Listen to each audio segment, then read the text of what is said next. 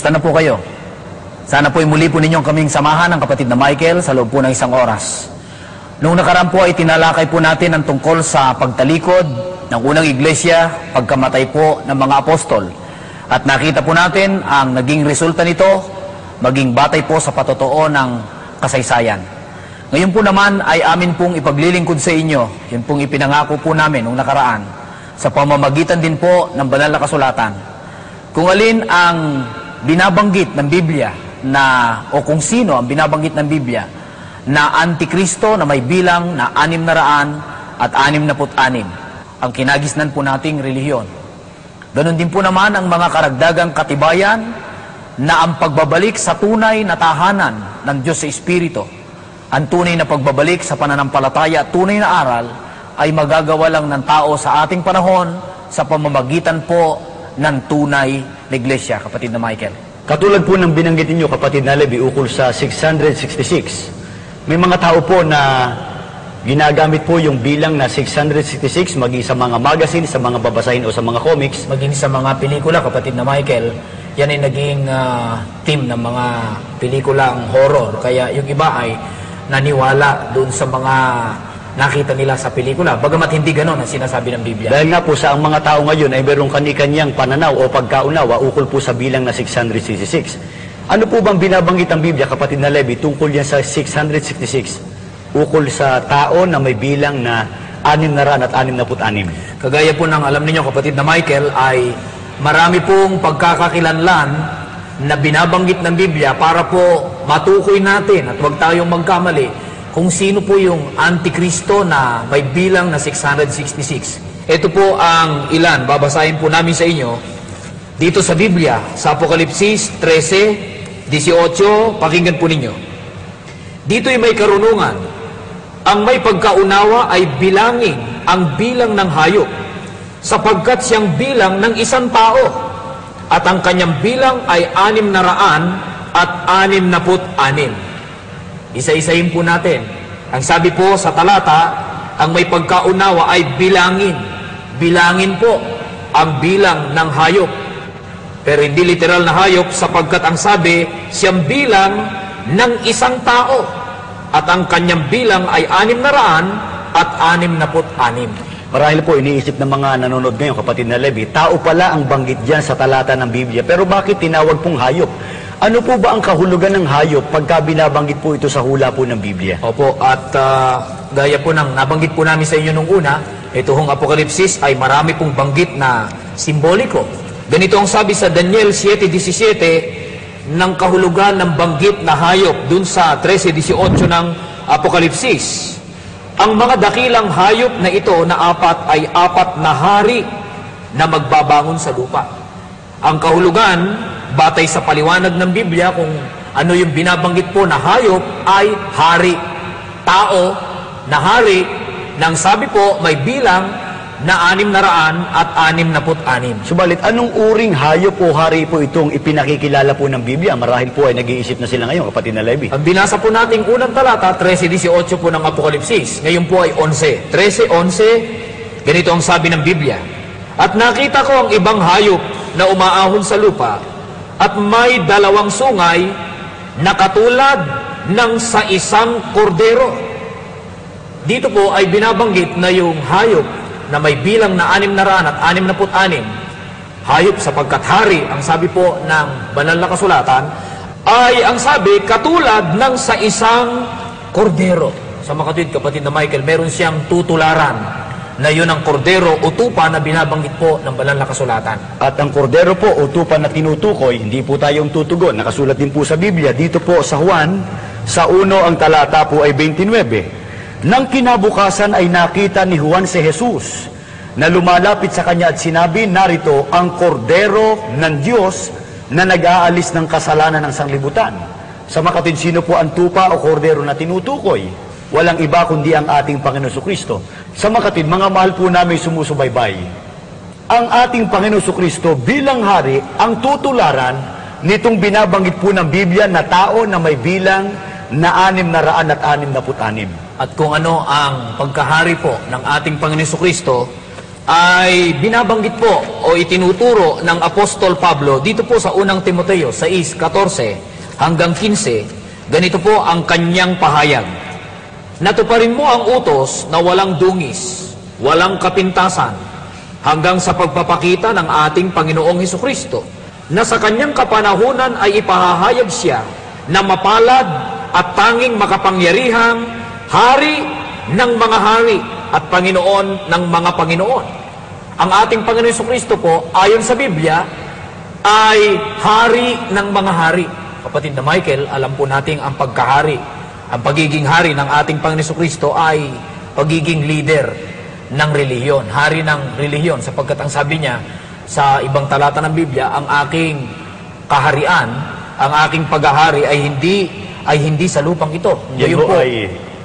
Yan ho ay tagpo ng magtanong si Pilato noon sa ating Panginoon Jesucristo kung siya po ay totoong hari. Ngayon po ay sa binanggit kanina sa Apokalipsis 13:18 at 11 na tao at tutulad sa pagiging hari ng ating Panginoon Jesucristo, yun ho yung binabanggit na may bilang na 666.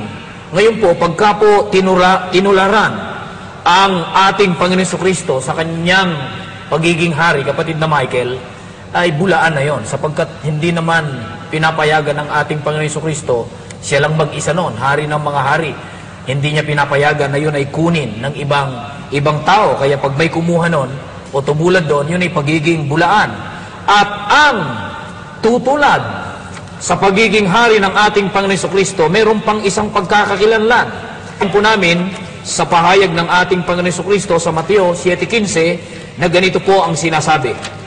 Mag-ingat kayo sa mga bulaang propeta na nagsisilapit sa inyo na may damit tupa, datapwat sa loob ay mga lobong maninila. Kanina po sa 1:29, binasa po ng kapatid na Michael sa atin, ang kordero o tupa na binabanggit, ang ating Panginoong Jesucristo.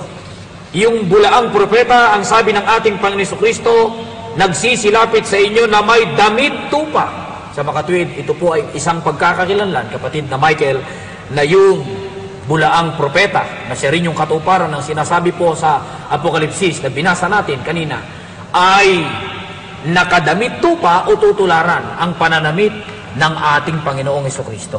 Subalit, mga mahal po naming sumusubaybay, huwag po tayong magkamali na lahat po naman ng nagdaramit ng mahaba ay naglalayong tumulad sa ating Panginoon Jesucristo, kagaya po ng mga choir members, mga awit, kapatid na Michael, yung mga maestrado, yung mga graduates, nakatoga rin ng mahaba. Pero wala silang layunin na tularan ang pananamit ng ating Panginoon Jesucristo. Pero tandaan po natin, yung binabanggit po na bulaang propeta, na siya rin po yung Antikristo, na may bilang na 666, na tumulad sa pagkahari ng ating Panginoon Jesucristo, talagang ginawang uniforme ang damit na mahaba sa layuning tularan po ang pananamit ng ating Panginoon Jesucristo. At maging ito po ang aklat ng Iglesia Katolika na pinamagatang Pasyon Genesis. Ngunit at ito'y hindi pa nasukat ikabalisa ang lalong kagitla-gitla. Sa mundo'y kung sumipot na, yaong taong palamara, yaong sukaban at lilo, magdarayang walang tuto, kalupit-lupit na tao, kampo ng mga demonyo ang pangalay Antikristo. Yan ho, kapatid na Levi, ay hindi ho natin paratang. Ang binasa po namin sa inyo ay aklat po ng Iglesia Katolika. Ano po ang tawag ng pasyon tungkol po dito sa binabanggit ng Biblia na may bilang na 666? Ang tawag po nila ay Antikristo. Paano po nila ipinakita itong Antikristo? Alinsunod sa ating binasa, taong palamara, sukaban at lilo, magdarayang walang tuto, kalupit-lupit na tao, kampo ng mga demonyo, ang pangalay Antikristo. Huwag ko kayo magdaramdam. Yan o hindi namin mga pangungusap, binabasa lang po namin ang aklat po ng relihiyon na ating kinagisnan. Kagaya po ng binanggit po namin sa inyo kanina, ay meron pong maraming pagkakakilanlan, palatandaan, para po ating makilala yung tinutukoy ng Biblia na Antikristo na may bilang na 666. Sa unang bahagi pong ito, ano po ang ating naliwanagan? Meron pong naunang binanggit sa atin ang banal na kasulatan na dalawang pagkakakilanlan. Doon po sa binabanggit ng Biblia na may bilang na 666. Ang una po, siya ay magpapakilalang hari ng mga hari sapagkat tutularan ang ating Panginoon Jesucristo. Ang ikalawa po, siya ay tutulad sa pananamit ng ating Panginoong Jesucristo. Dito po sa dalawang ito ay makikita na po natin kung sino po ang katuparan. Sino nga po ba ang katuparan ng binabanggit na ito ng banal na kasulatan?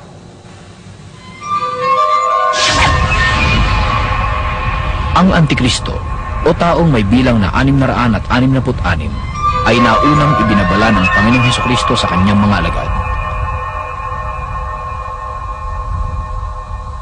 At sumagot si Jesus at sinabi sa kanila, "Mangang-ingat kayo na huwag kayong mailigaw ninuman, sapagkat marami ang magsisiparito sa aking pangalan na mangagsasabi, Ako ang Kristo, at ililigaw ang marami. Mangag-ingat kayo sa mga bulaang propeta na nagsisilapit sa inyo na may damit tupa, tatapat sa loob ay mga lobong maninila."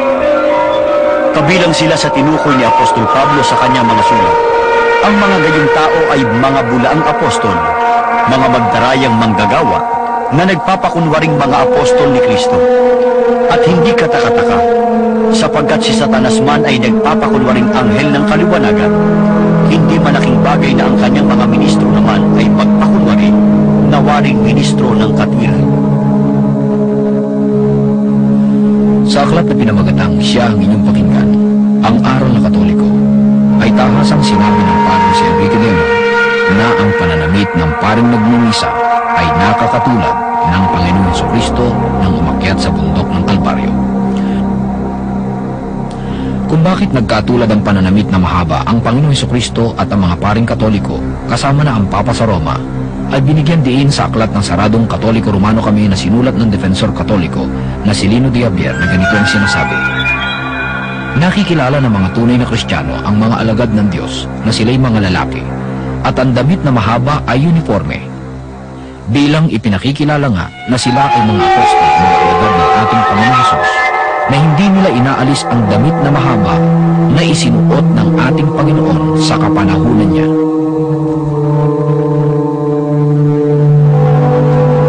Kaugnay naman ang pagpapakilala ng bulaang propeta sa sarili bilang panibagong Kristo, may binabanggit ang aklat na The Faith of Millions, The Credentials of the Catholic Religion, na sinulat ng pari na si John A. O'Brien, na ganito ang binabanggit: "Walang pagtatakang ang pangalang naiibigan ng mga manunulat pangrelihiyon na ikapit sa pari ay ang Alter Christus, sapagkat ang pari ay gayon at kailangang maging panibagong Kristo."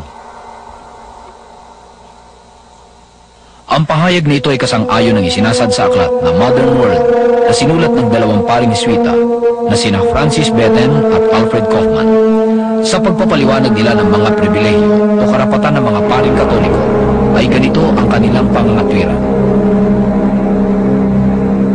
Ang mga karapatang ito ay ibinatay sa pagsasaalang-alang na yaong sa pinakamataas na kahulugan ay lumulugar sa katayuan ng hari ng mga hari. Nais po namin ipagpauna sa inyo, wag naman po ikagalit, na yung iba pa pong palatandaan kung sino yung binabanggit na taong merong bilang na 666 sa Biblia ay natupad po sa Papa ng Iglesyang Kinagisnan. Babalikan po natin yung talatang kanina, na unang talata po na aming ipinaglingkod sa inyo, Apokalipsis 13:18. Sa pag-alam po natin kung ano pa po ang ibang palatandaan para po makilala yung binabanggit ng Biblia na Antikristo. Dito'y may karunungan, ang may pagkaunawa ay bilangin ang bilang ng hayop, sapagkat siyang bilang ng isang tao, at ang kanyang bilang ay 666. At ang may bilang po na 666 doon po sa binabanggit po ng Biblia. Ang binasa po kanina ng kapatid na Levi ay talatang 18, itataas lang po natin sa talatang 17. "At nang wag makabili o makapagbili ang sinuman, kundi siyang mayroong tanda sa makatwid ay ng pangalan ng hayop o bilang ng kanyang pangalan."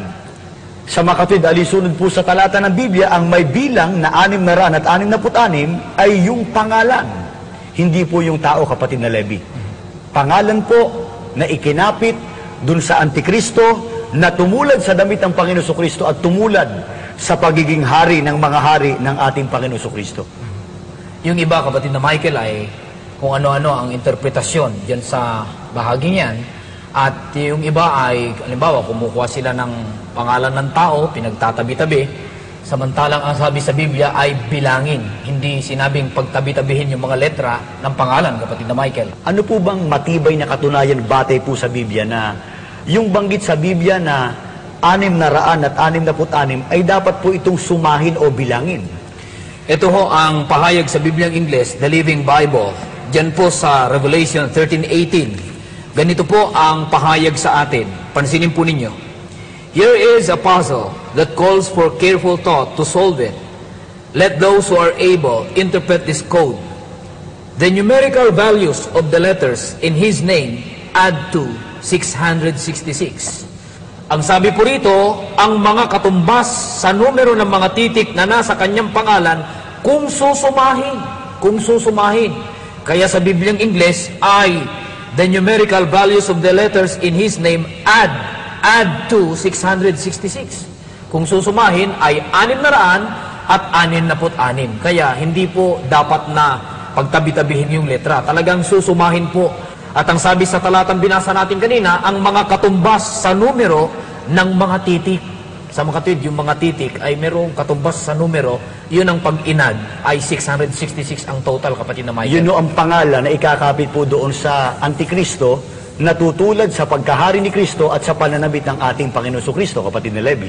Mamaya po ay ipakikita po namin sa inyo yung pagkakasuma ng isang titulo ng nagpapakilala po na hari ng mga hari katulad ng ating Panginoon Kristo at nagdaramit ng katulad ng ating Panginoon Kristo.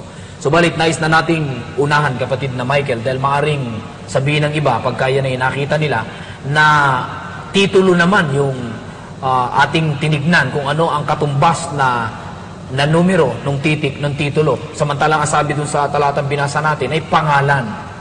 Ang titulo po na tinutukoy ay pangalan din.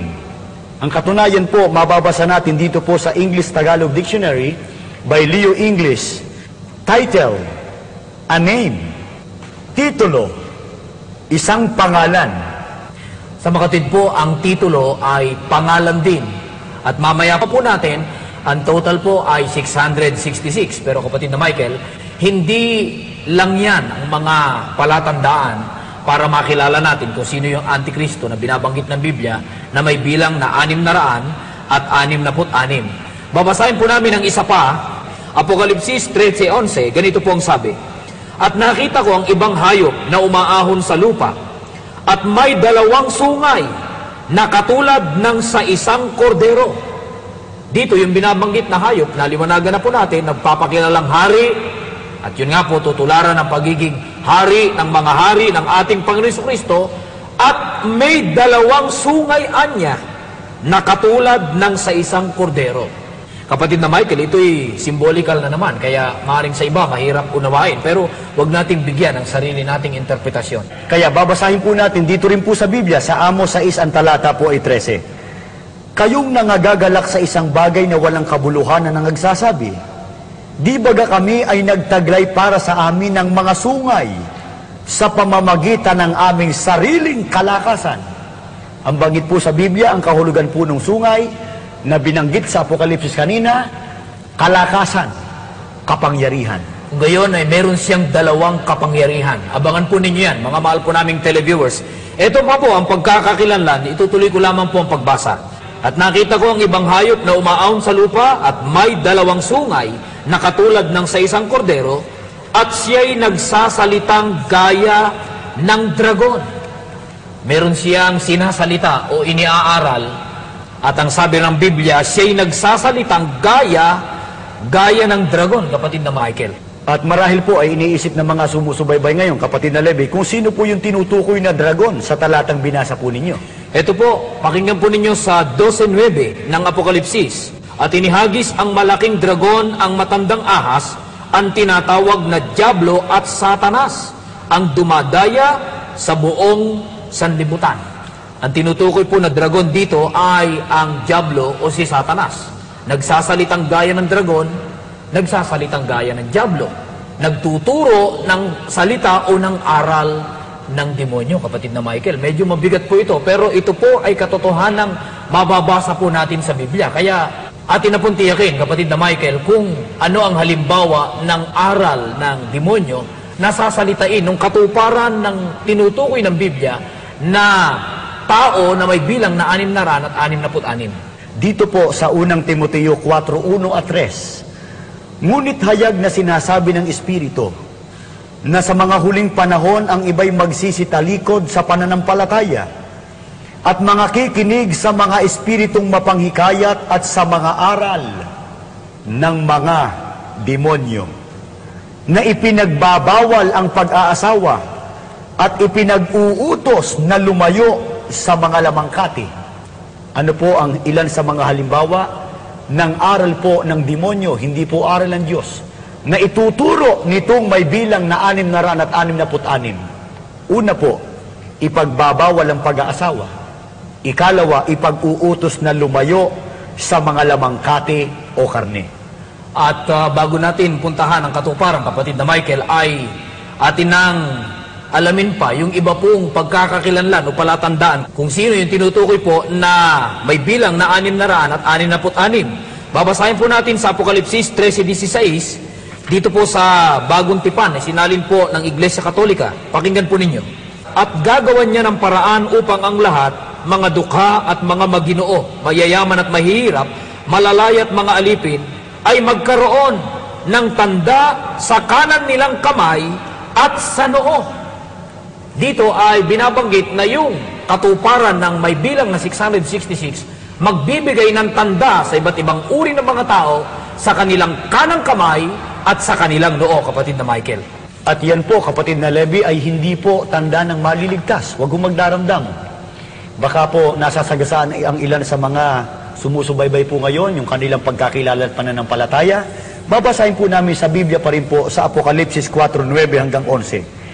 At ang ibang anghel, ang pangatlo, ay sumunod sa kanila na nagsasabi ng malakas na tinig, kung ang sino man ay sumasamba sa hayop at sa kanyang larawan at tumatanggap ng tanda sa kanyang noo o sa kanyang kamay, ay iinom din naman siya ng alak ng kagalitan ng Diyos, na nahahandang walang halo sa inuman ng kanyang kagalitan, at siya'y pahihirapan ng apoy at asupre sa harapan ng mga banal na anghel at sa harapan ng kordero, at ang usok ng hirap nila ay napaiilang lang magpakailan-kailanman, at sila'y walang kapahingahan araw at gabi, silang mga nagsisisamba sa hayop at sa kanyang larawan, at sino mang tumatanggap ng tanda ng kanyang pangalan.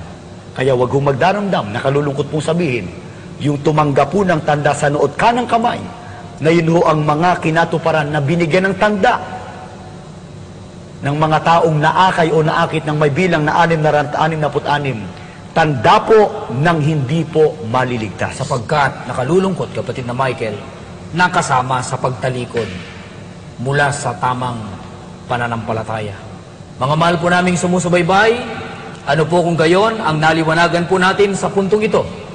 Naliwanagan po natin na yung tao na may bilang na 6 na raan at 66 ay hindi lamang po magpapakilalang hari ng mga hari at tutulad sa pananamit ng ating Panginoon Jesucristo, kundi ang kanyang titulo ay may suma na 6 na raan at 66. Meron din siyang 2 uri ng kapangyarihan.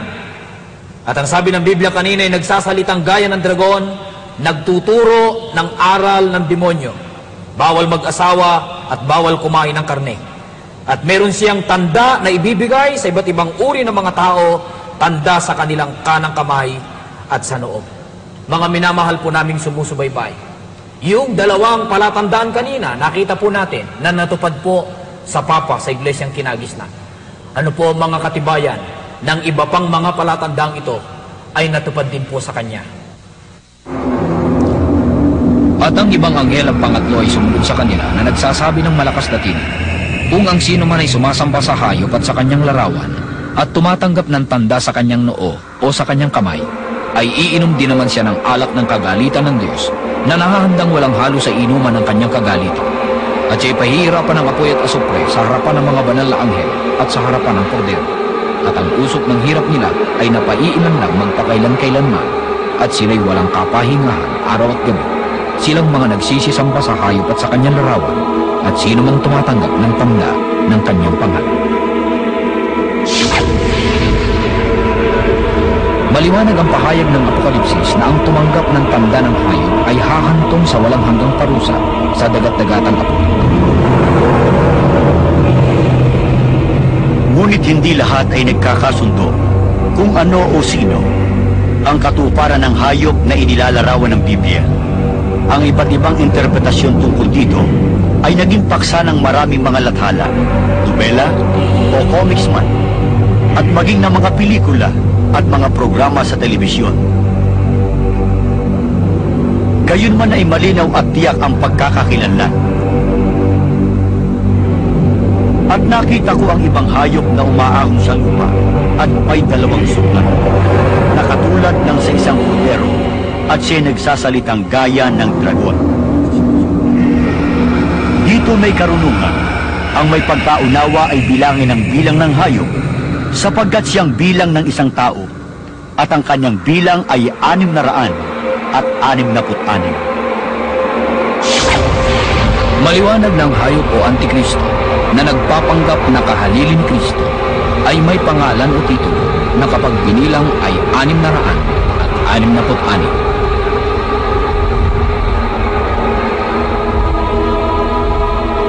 Sa maraming mga titulo na tangi ang Papa sa Roma lamang ang gumagamit ay ang mga salitang Latin o Romano na Vicarius Filii Dei na nangangahulugang kahalili ng anak ng Diyos. Ito ay sinasabing nakalagay sa tiara at maging sa miter o baston na kalimitang ginamit nito sa mga opisyal na pagtitipong pangrelihiyon. Kapag tinapatan ng katumbas na bilang ang bawat letrang Romano ng mga salitang Vicarius Filii Dei, ay ganito ang magiging resulta ng pagbilang. Salitang Vicarius, V5, I1, C100, A0, R0, I1, V5, S0, subtotal 112. Salitang Filii, F0, I1, L50, I1, I1, subtotal 53. Salitang Dei, D500, E0, I1, subtotal 501. Sa kabuuan, 666. Maraming pangalan ang kung susumahin ay may kabuuang 666, ngunit wala sa kanila ang ibang palatandaan ng Antikristo. Pansinin ayon sa Apokalipsis, ang hayop o Antikristo ay may dalawang sungay o dalawang kapangyarihan. Kaugnay nito, may taglaybang dalawang kapangyarihan ng Papa sa Roma na nagpapakilalang bikaryo ng anak ng Diyos. Sa aklat na The Faith of Our Fathers, na sinulat ng kilala at bantog na kardinal ng Baltimore, si James Gibbons, ay nagsasaad na ang mga papa sa Roma bilang pinakamataas na puno ng Iglesia Romana at puno ng Estado ng Vatikano ay may dalawang kapangyarihan, kapangyarihang espiritual at kapangyarihang sibil.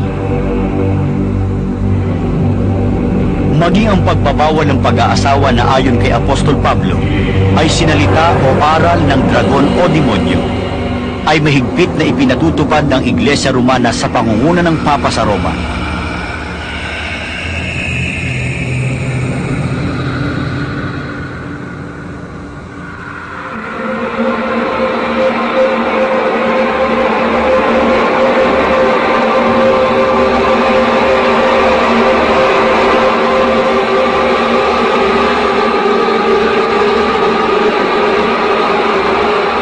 Ang pagbabawal ng pagkain ng lamangkati o karne, na ayon pa rin kay Apostol Pablo, ay aral ng demonyo, ay isa rin sa mga aral na ipinatutupad ng Papa at mga pare sa mga Katoliko.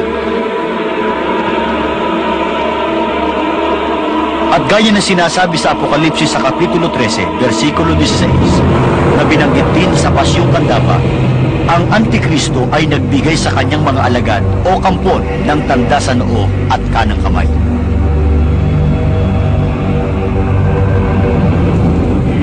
Kapansin-pansin na ang krus ay sinasabing tanda ng taong Katoliko na ikinikintal sa noo kapag Miyerkules de Ceniza at araw-araw namang iniaantanda sa pamamagitan ng paggamit ng kanang kamay. Krus na inakalang tanda ng Kristyanismo. Dahil sa krus pinakuhan at namatay ang Panginoong Jesucristo. Ngunit krus na hindi niya ginawa ni ng kanyang mga alagad, kundi krus na ginawa ng mga kalaban ni Kristo o Antikristo. Nakalulungkot po, pero isang katotohanan na sa Papa po ng Iglesia Katolika na tupad ang binabanggit ng Biblia na may bilang na 666.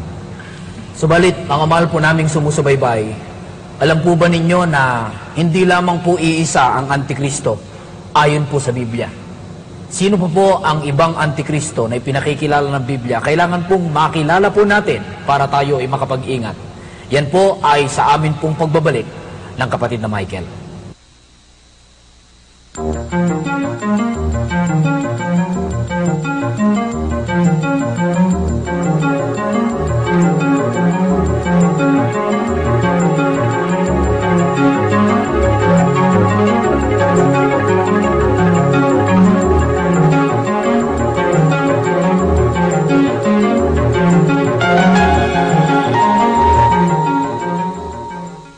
Tulad po ng aming ipinangako sa inyo kanina, ay paglilingkod po namin ang mga pagkakakilanlan naman doon sa iba pang Antikristo na binabanggit po ng Biblia.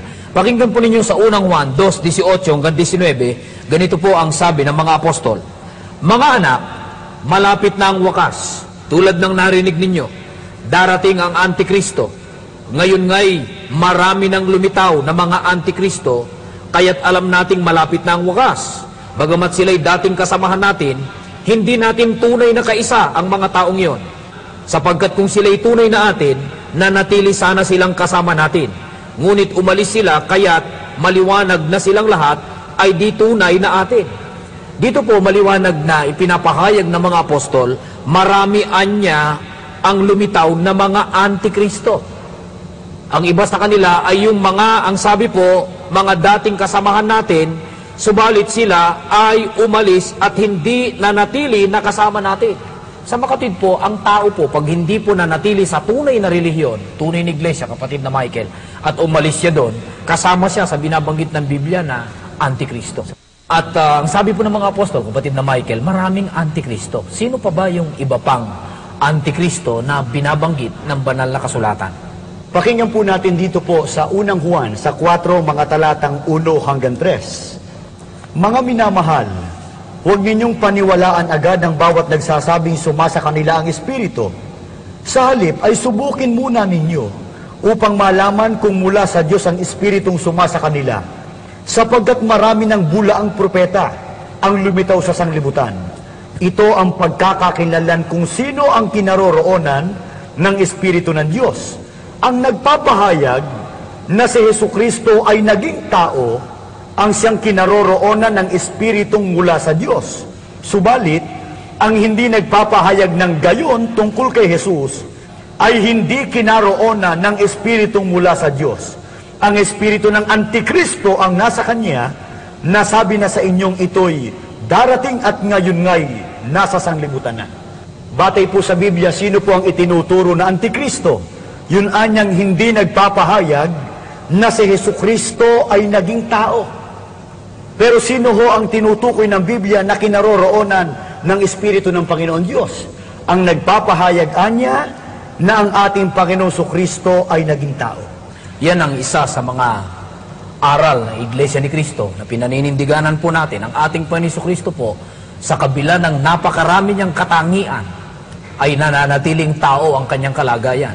Sapagkat ang sabi niya sa 1:8:40, mabuti kapatid na Michael, basahin na rin po natin, datapwat ngayon pinagsisikapan ninyo akong patayin na taong sa inyo'y nagsaysay ng katotohanan na aking narinig sa Diyos.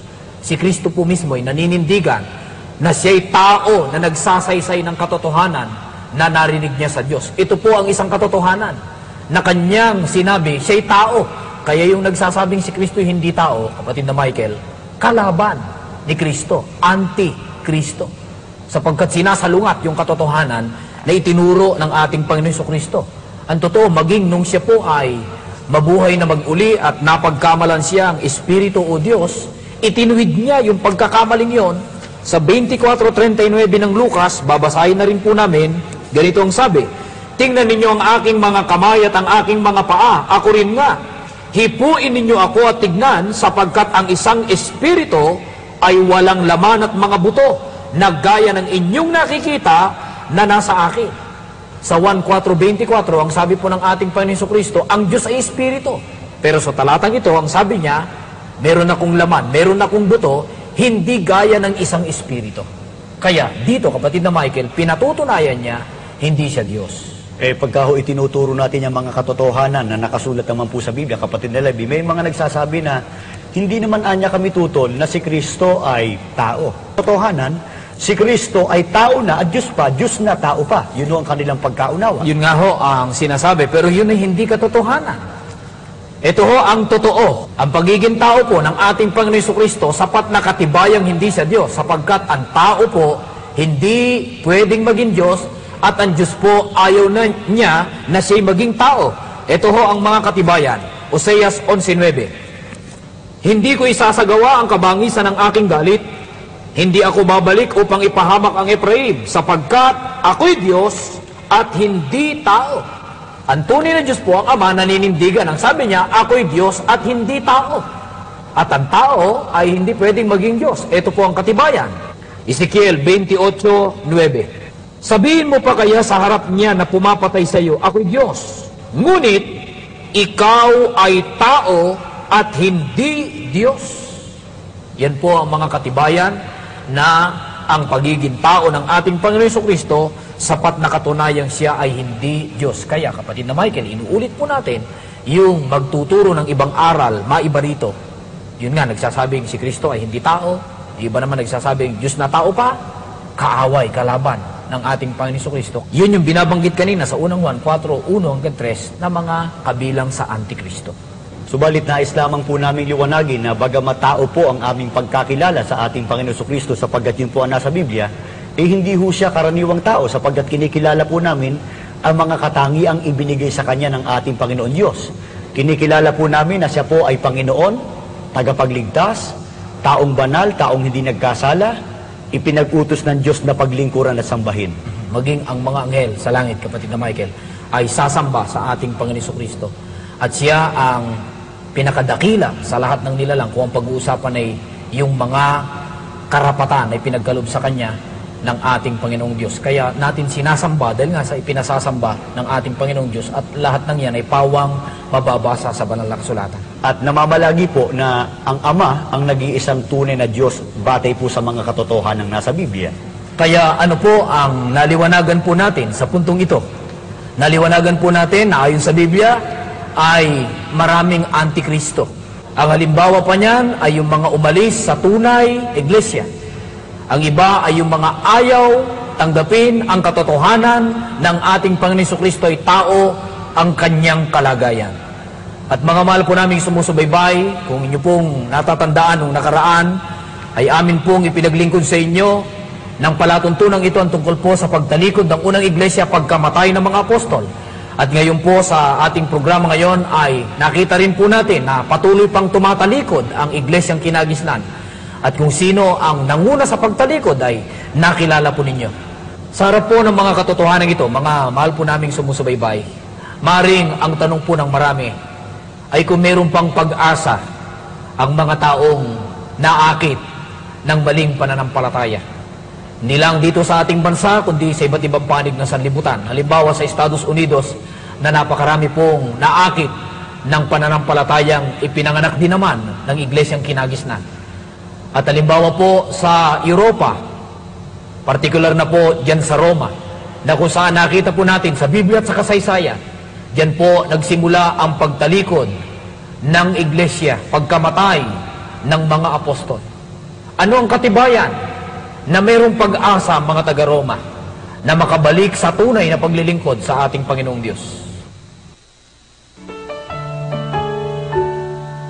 Sa pagsapit ng ika-80 anibersaryo ng Iglesia ni Cristo, noong Hulyo 27, 1994. Ginunita at ipinagpasalamat ng mga kaanib sa Panginoong Diyos ang mga pagpapalang ibinuhos niya sa iglesia mula nang bumangon dito sa dulong silangan sa Pilipinas ang gawain ito ng pagliligtas noong 1914. Walumpung taon na lipos ng pagtatagumpay sa pakikipagbaka laban sa mga humahadlang sa pagbabalik ng maraming mga tao sa wastong paraan ng paglilingkod sa Diyos sa loob ng iglesia.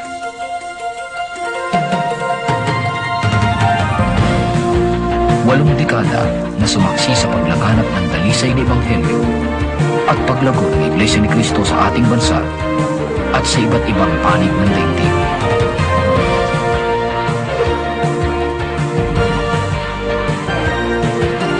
At muli sa mismong kaarawan ng pagkakatatag ng Iglesia ni Cristo, isa na namang tagumpay ang napatala sa mga dahon ng kanyang kasaysayan. Ang dako, Roma, Italia. Ang pangyayari, opisyal na pagpaparehistro ng Iglesia ni Cristo sa pamahalaan ng Italia. Ang mga mangangasiwa sa gawain ito, ang tagapamahalang pangkalahatan ng Iglesia ni Cristo, kapatid na Eranio G. Manalo, at ang pangalawang tagapamahalang pangkalahatan, kapatid na Eduardo B. Manalo. Ang kahalagahan nito, ang pagbagong muli ng tunay ng Iglesia ni Cristo sa Roma sa ating panahon, ay pasimula ng pagbabalik loob sa Diyos ng mga tao sa dakong ito, kung saan nagsimula ang ibinabala ng ating Panginoong Jesucristo at ng mga apostol na pagtalikod sa iglesia na itinayo ng Panginoong Jesucristo noong unang siglo. Ang opisyal na pagpaparehistro ng Iglesia ni Cristo sa Italia ay nagpapagunita sa pagsisimula ng misyon ng Iglesia ni Cristo sa labas ng Pilipinas bilang katuparan ng panukala ng Diyos ukol sa pasugong ito na ipinahayag ni Propeta Isaias. Huwag kang matatakot, ako'y kasama mo. Mula sa dulong silangan hanggang sa kanluran ay titipunin ko kayo at ibabalik sa dating tahanan. Anibersaryo tinuon ng Iglesia taong 1968 nang magtungo ang tagapamahalang pangkalahatan, kapatid na Eranio G. Manalo, sa Hawaii upang pangasiwaan ang pagtitipon ng mga hinirang ng Diyos at ang pagtatatag ng unang lokal na Iglesia ni Cristo sa Estados Unidos ng Amerika. Ito ang naging pasimula ng paglaganap ng Iglesia ni Cristo sa labas ng Pilipinas, na ngayon ay umabot na sa 65 mga bansa at teritoryo sa buong mundo.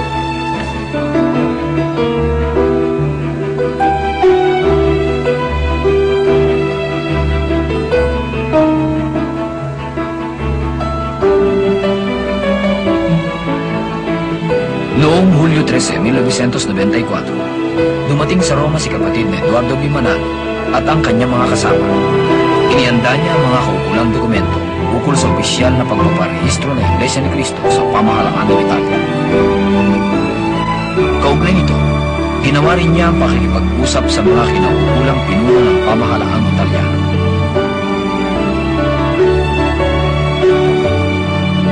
Bukod sa malaking sagutin na pagpaparehistro ng Iglesia sa Italia, sunod-sunod na pinangasiwaan ni kapatid na Eduardo V. Manalo ang pagsamba ng mga kaanib sa iba't ibang lokal ng Iglesia ni Cristo sa Italia. Pinangasiwaan ni kapatid na Eduardo Manalo ang pagtatalaga sa gusaling sambahan sa lungsod ng Roma noong Hulyo 14, 1994. Sumunod ay ang pangangasiwa ng pagsamba sa lokal ng Luca sa bansang Italia rin noong Hulyo 17, 1994. Pagkatapos ay ang pangangasiwa ng pagsamba sa lungsod ng Milan noong Hulyo 21, 1994 na dinaluhan ng daan-daang mga kaanib.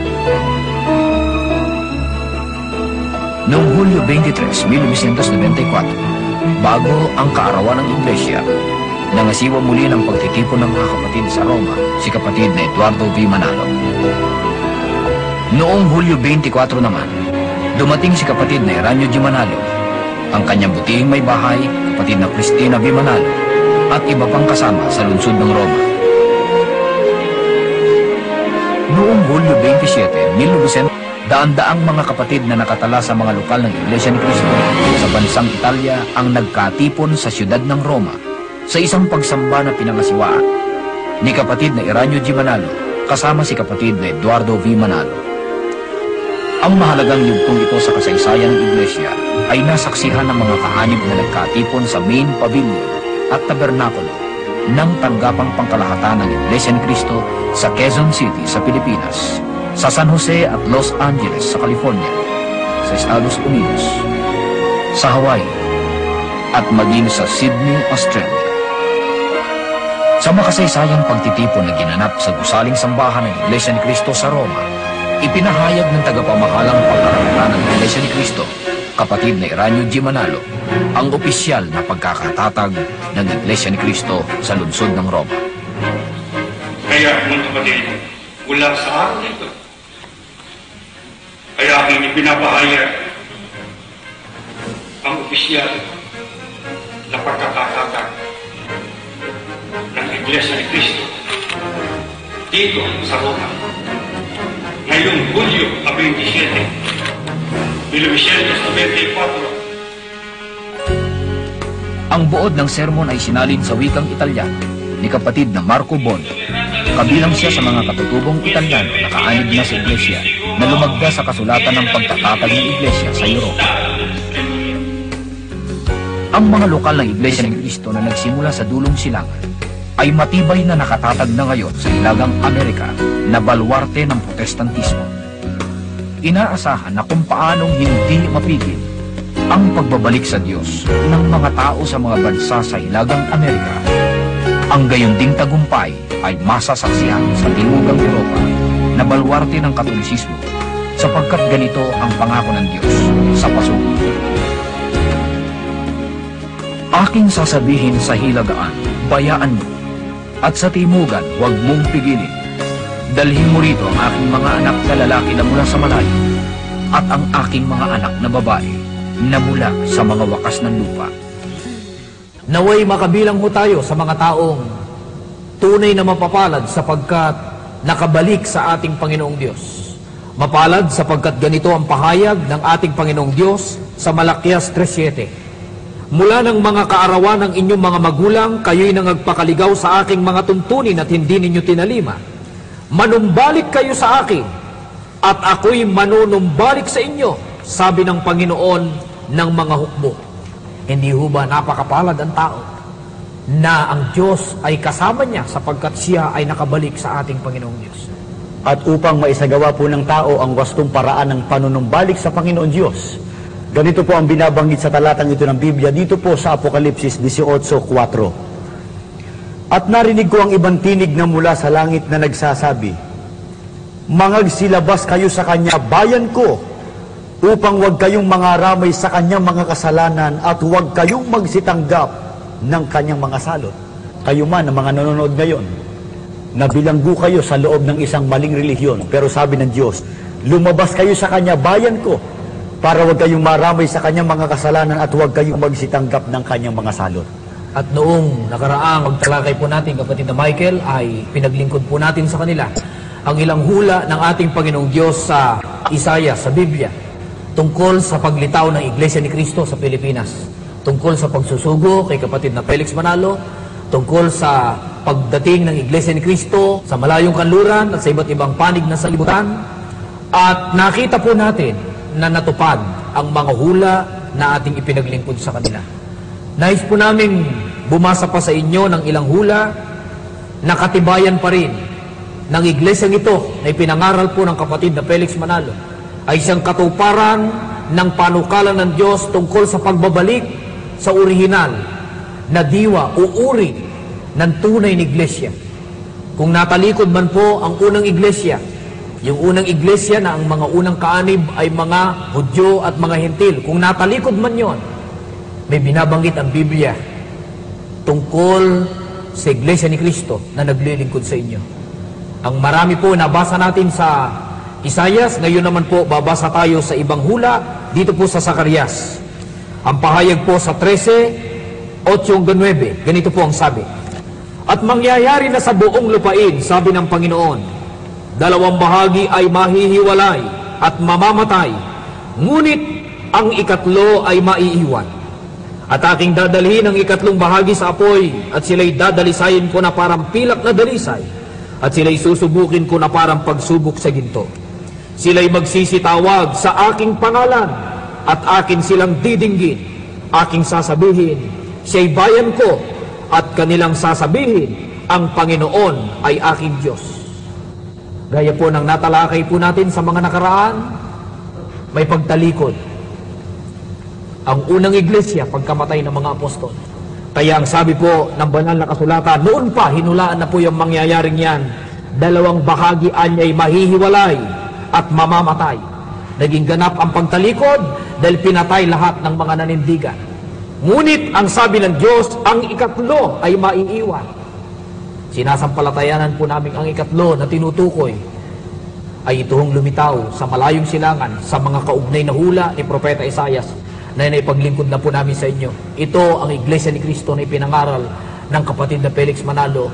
Dito, nagsimula sa malayong silangan at ngayon ay nakarating sa iba't ibang panig na sanlibutan. Hanggang doon sa Roma ay nakarating na po ang Iglesia ni Cristo. Ano po ang kapalaran ng tao pag siya'y nakasama sa binabanggit na ito ng Biblia na bayan ng ating Panginoong Diyos? Ang sabi ng Diyos, sila'y susubukin ko na parang pagsubok sa ginto. Sila'y magsisitawag sa aking pangalan anya, at akin silang didinggin. Aking sasabihin, siya'y bayan ko, siya'y bayan ko. At kanilang sasabihin, ang Panginoon ay aking Diyos. Hindi lang po ang mahalaga, sabihin natin ang Panginoon ang ating Diyos. Pero ang lalong mahalaga, sabihin niya, tayo'y bayan niya, kasama sa bayan niya. Sapagkat tayo po ay nakabalik sa Kanya. Ang talikod po na relihiyon ay hindi na po bayan ng ating Panginoong Diyos. Pero dito, ang sabi ng Diyos, sa tinutukoy niyang gawain, siya ay bayan ko. Ang totoo po, kapatid na Levi, ang binasa po ninyo ay isa lamang sa mga talata o hula na binabanggit po sa Biblia tungkol sa iglesyang ito. Kung kayo po ay dati na po sumusubaybay, nakita po ninyo ang mga hula ng Diyos na natupad sa iglesyang ito. Mamamalagi kayo sa pagsusuri sa mga katotohanan ng inihahayag namin sa inyo. Lalo po ninyong mapatutunayan na ang iglesyang ito ay bayan po ng Diyos. Ito ang tunay na nakabalik sa Kanya. Ito ang tunay na nakarating sa wastong paraan ng paglilingkod sa Kanya. Kanina, kapatid na Michael, ay bumasa tayo ng mga talata sa Apokalipsis. At doon ay binabanggit yung nanguna sa pagtalikod mula sa tamang pananampalataya. Kung ang pag-uusapan naman ay yung nanguna naman ng pagbabalik sa tamang pananampalataya sa ating panahon, sa mga huling araw na ito, kapatid na Michael, paano pa ipinakita ng Biblia ang kapalaran ng mga taong maakit sa kanyang gawain? Ang babasahin ko po ay nakasulat dito po sa Apokalipsis 9 hanggang 10, 11 hanggang 12. Ituloy na po natin hanggang 13. Ito po ay hula ng Diyos tungkol sa kanyang sugo sa mga huling araw na ito na natupad po sa gawain ng kapatid na Felix Manalo. Sumunod sa dalawang ikatlong anghel na malakas na nagsasabi, sino mang sumasamba sa halimaw at sa larawan nito at tumatanggap ng tatak sa kanyang kamay o noo ay iinom ng alak ng puot ng Diyos. Kaya't kailangang magpakatatag ang mga hinirang ng Diyos, ang mga sumusunod sa utos ng Diyos at nananatili sa pananalig kay Jesus. At narinig ko ang isang tinig mula sa langit na nagsasabi, isulat mo ito mula ngayon. Mapapalad ang naglilingkod sa Panginoon hanggang kamatayan. Tunay nga, sabi ng Espiritu, magpapahinga na sila sa kanilang pagpapagal sapagkat susundan sila ng kanilang mga gawa. Ang sabi ho ng talata ng Biblia, mapapalad ang naglilingkod sa Panginoon hanggang kamatayan. Magpapahinga sila sa kanilang pagtukoy po na yon ay bunga ng gawain ng huling sugo at pati na yung misyon ng sugo, kapatid na Michael, ay tiniyak sa atin ng banal na kasulatan at nakita po natin na yan ang naging misyon ng kapatid na Felix Manalo, pati na po ang kanyang pangangaral ay isa sa mga pangunahing ipinangaral niya, ang panunumbalik ng tao mula sa maling pananampalataya tungo sa tunay na iglesia. At pagkaya ay nagawa ng tao, makakasama ho siya sa bayan ng ating Panginoong Diyos, magtatamo po ng kaligtasan ng kanyang kaluluwa at katutuparan ng iba pang mga pangako ng ating Panginoong Diyos, kasama na po ang paninirahan sa bayang banal at ang pagtatamo ng buhay na walang hanggan. Mga mahal po naming sumusubaybay, sana po laging paratingin ng Diyos ang kanyang pagpapala sa bawat isa sa inyo, 10 ng inyong mga mahal sa buhay, para lagi nating masunod ang kanyang kalooban. Tayo po ay mananalangin.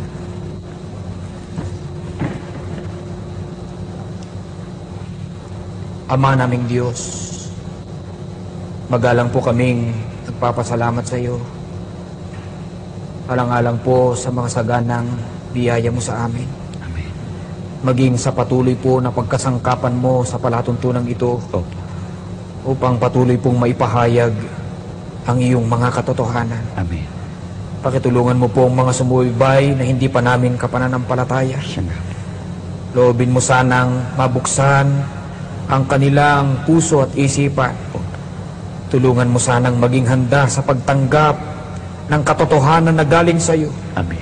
Tumubo ang tunay na pananampalataya, tunay na pagkakilala. Maakit po sa tamang paraan ng pagbabalik loob sa iyo. Amen. At sa gayon ay makasama sa pagtanggap ng iyong mga dakilang pangako. Pakitulungan mo po pati ng mga sambahayan na inabot ng palatuntunan ito.